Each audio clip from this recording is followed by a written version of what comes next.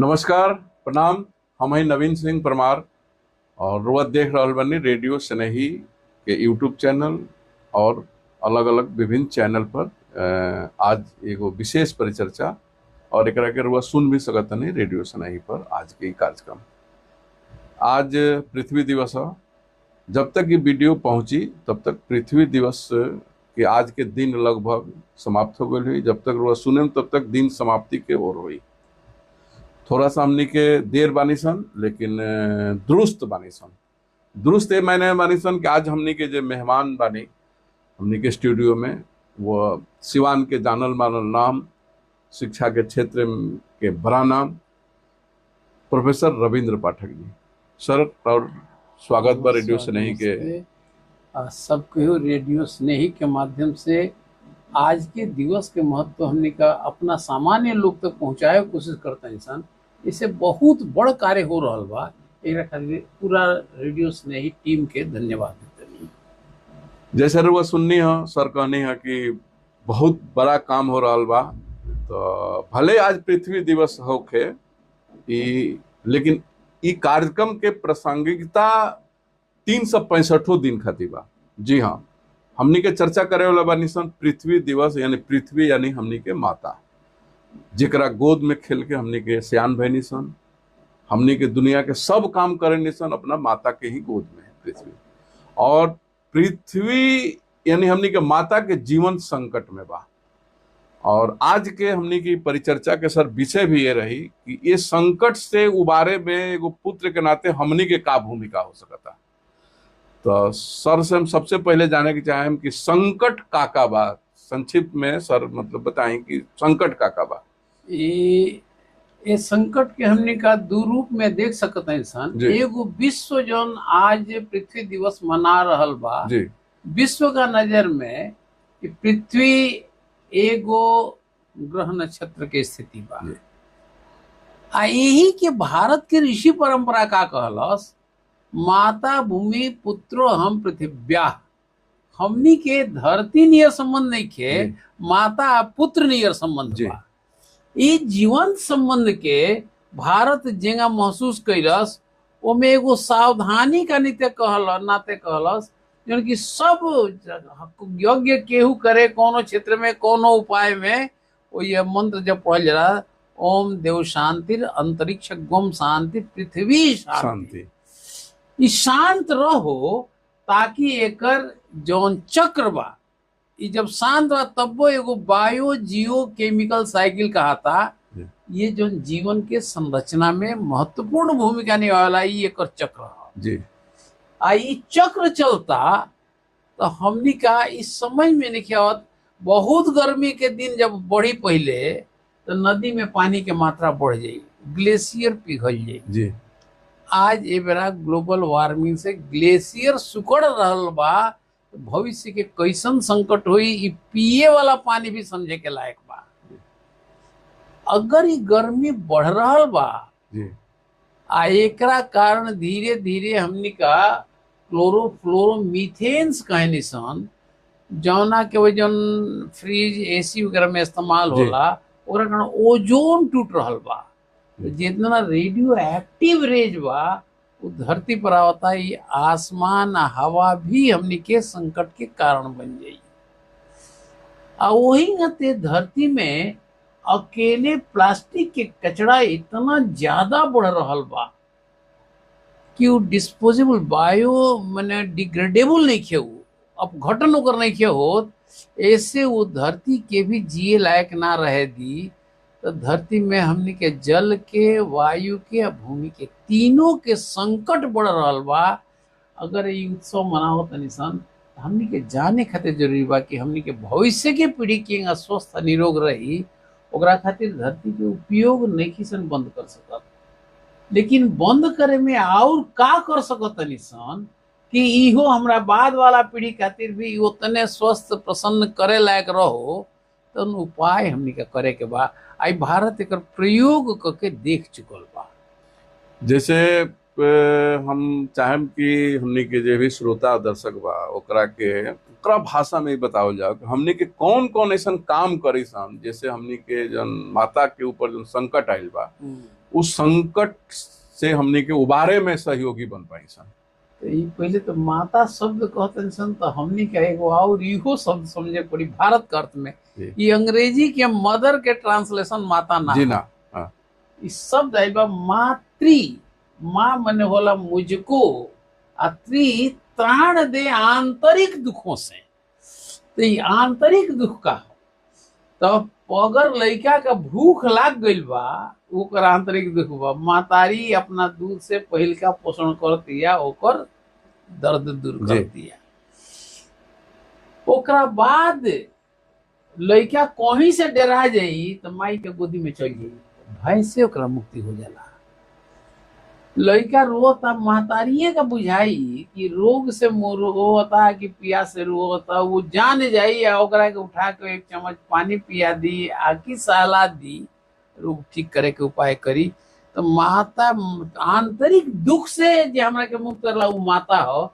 ई माता के शब्द जौन हमनी के हिंदी या संस्कृत में बा तो फिर दुनिया के कोनो भाषा में नहीं है। ऐसे माता पुत्र वाला संबंध में पुत्र के जिम्मेवारी हो जाला माता के संरक्षण, जी संवर्धन, जी विकास, ताकि वो ठीक रहो, हमनियों के ठीक रहे के गारंटी हो। हाँ, माता ठीक रही है, माई ठीक रही है, माई तबे ठीक रही है हम ठीक तब रहे। वो हमनियों का ठीक रहे सन। लेकिन यही देश में वृद्धाश्रम बढ़ रहा बा अगर तो हमनी के चिंता के कारण होखे के चाहिए। वही नते ये धरती पर प्रदूषण बढ़ रहा बा, कहाँ से कि हमनी के उहे ना जे भीतर के संकट दूर करेला नो, हाँ नदियों हमनी में माता हो गई। जी गाय भीतर के स्वास्थ्य से संबंध में उतना तरह के वेराइटी हम नहीं खा सकत। गाय उतना तरह के घास चोर और के उतना विटामिन मिनरल्स न्यूट्रिएंट्स हमनी का देह में पहुंचा देली तो वो माता का श्रेणी में आ गई। तो हमनी कने अगर मानसिक दुख बा तो गीता भी माता का श्रेणी में आ गई। तो हमनी कने माता शब्द के परिभाषा जन बात बड़ा सुंदर बा। ये रूप में अगर पुत्र होके के चाहते हैं सन तो धरती में होखेने वाला कुल अवांछनीय परिवर्तन जौन की हमनी का जौन है कहनी सन कि अरब इजराइल में जौन विकसित हुई विचार उनमें 3 गो विचार आयल, मार्क्स के विचार आयल, चर्च के विचार आयल, इस्लाम के विचार आयल। तीनों में कहला कि आदमी के सुख खातिर कुल व्यवस्था बनल बा। हमनी कने एगो समूह बा जौना का नाम का पीछे आनंद लागल रहेला, सुख से एगो आगे के स्थिति तो के रखाला। तो जे घर दुआर छोड़ देर बा तो केहू विवेकानंद होला, केहू दयानंद होला, केहू सत्यमित्रानंद होला। तो ई छोड़ के हम जनता खातिर दे के खुश बनी आ एगो हम ले के खुश बनी। तो ले के खुशी वाला उजिया के जीवन है आ दे के खुश रहे वाला भारत के जीवन है। जैसे कि हम चाहें, जैसे कि छोट छोट शब्द में हमने के जन हाँ। श्रोता बरे, गांव गंवई के श्रोता बरे और हमने के सिवान के परिवेश में सुनल जाता। तो जौन छोटा छोटा काम जौन हम अगर करी तो उससे हमार जौन धरती माई बारी उनकर सुरक्षा बढ़ सकता, उनका ऊपर जौन संकट के बादल मंडराता। तो हम साहब सर के ऐसा कुछ काम रुआ बताई जौन हमने का अपना जीवन में बिना कोनो सरकार के सहयोग के हम ओकरा के कर सकता नहीं। बहुत सारा युग परिवर्तन का कारण अब हमनी के जिए के ढंग में भी थोड़ा परिवर्तन कर लेवे के पड़ी, क्योंकि इतना आबादी दुनिया के सबसे बड़ा आबादी के क्षेत्र बा, तय बा कि अनाज ज्यादा चाहिए, खेती ज्यादा चाहिए। लेकिन खाली पड़ल जगह में अगर हम वृक्ष लगावे के शुरू कर दी तो माता की एगो सेवा हो जाई। अगर वाटर हार्वेस्टिंग, बरसात के पानी बह के समुद्र में सीधे ना चल जाओ, नीचे अंडरग्राउंड वाटर हमने के बच जाओ, कहाँ से कि सबे सबमर्सिबल लगा लगा मल्टी स्टोरी बिल्डिंग के ऊपर पानी पहुंचा रहा बा पानी, वो लाखों साल में जमा भइल बा। बाद में कभी ना कह जाए कि लम्हों ने खता की थी और सदियों ने सजा पाई। ऐसे बचे खातिर हमनी का वाटर हार्वेस्टिंग भी शुरू कर दे सन तो दोसर काम हो जाई, अच्छा काम हो सकता।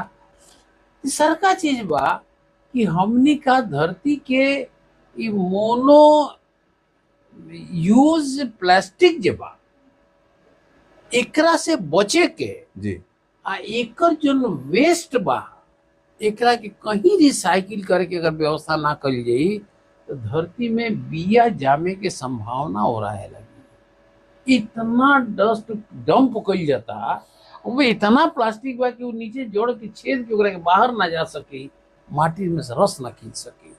तो हमनी का हरियाली बढ़ावे के एक उपाय हाथ में जी। बा। कहेला हमनी के पुरान के यार कहत रहे एक वृक्ष 100 पुत्र समाना। तो जौन पुत्र लोग वंश वृद्धि करेला वो वंश वृद्धि के वातावरण बना के वो रखी, वो काम करे के चाहिए। जल के बचावे के उपाय करे के चाहिए। आ जल के बचाव का संगे माटी के धरती के भी हमनी के बचावे के इजाद करे के चाहिए। एक खातिर ना कि धरती बचावे के बा, ई बची तो हमनी के बचे के गारंटी रही। खेती में भी अब ध्यान में आई कि खेती में हमने का जितना सिंथेटिक खाद यानी फर्टिलाइजर कह के जो डाल हाँ यूरिया डाई सल्फेट फॉस्फेट ई कुली माटी में अगर रह गए तो ओकर फर्टिलिटी नुकसान करी। आ ज्यादा अगर हो जाई तो पौधा जरा दी। एकरा बदला आ वो एके बार का लायक बा। आ एकरा बदला अगर गोवंश के गोबर के प्रयोग होई तो जितना सड़त जाई उतना 10 साल तक खातिर खाद देत जाई, ह्यूमस देत जाई।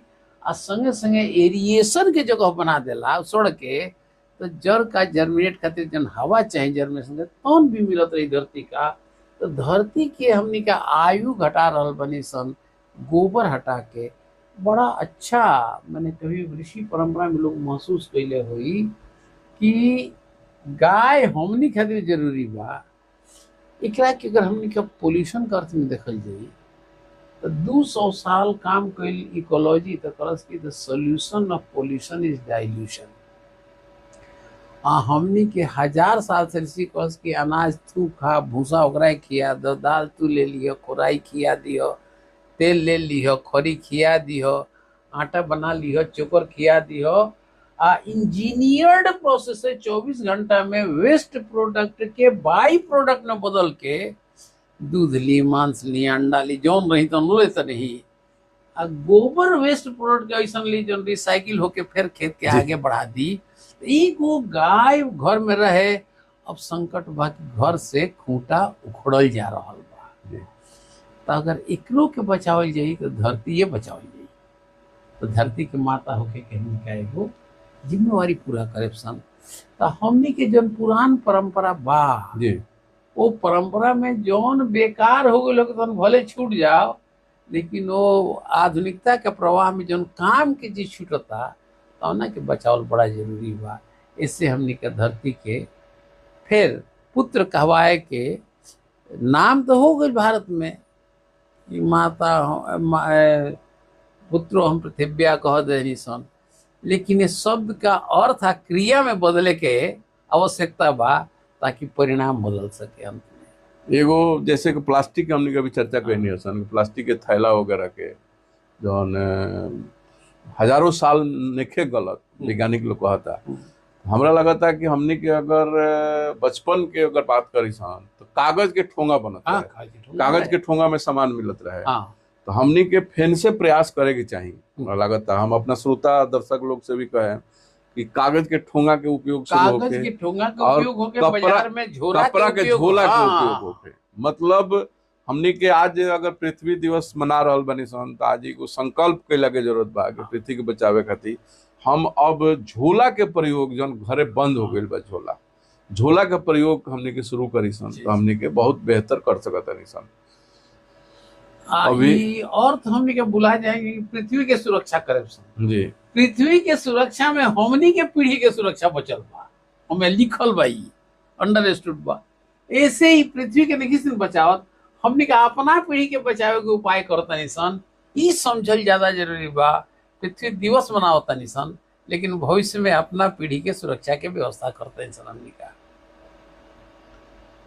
बहुत बहुत आभार धन्यवाद रुआ के रुआ स्टूडियो में हमनी के पृथ्वी और पर्यावरण जैसन गंभीर मुद्दा पर बहुत आम भाषा में हमनी के चर्चा कैनी सन। ई हम अपना श्रोता और दर्शक लोग को बतावे के चाहें कि प्रोफेसर रविंद्र पाठक जी दोबारा भी हमनी के स्टूडियो में आए।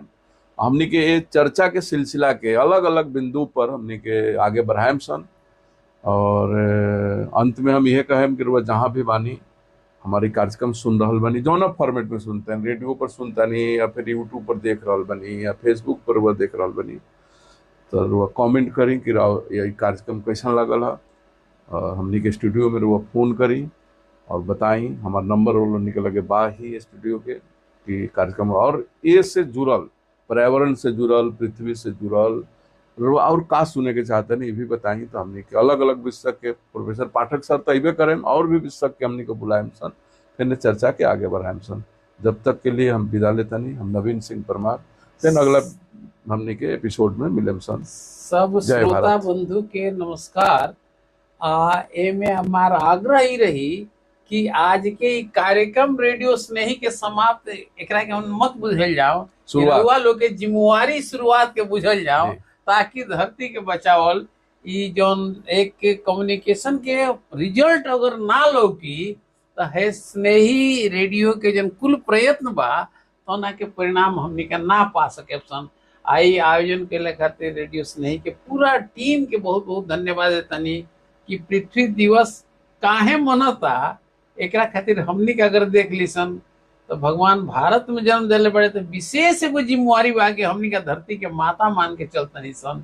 ऐसे अपने माता के खुश रखे के हमनी का उपाय कर ले सन तो पीढ़ी हमनी के आनंद में रही। शुभकामना के साथ।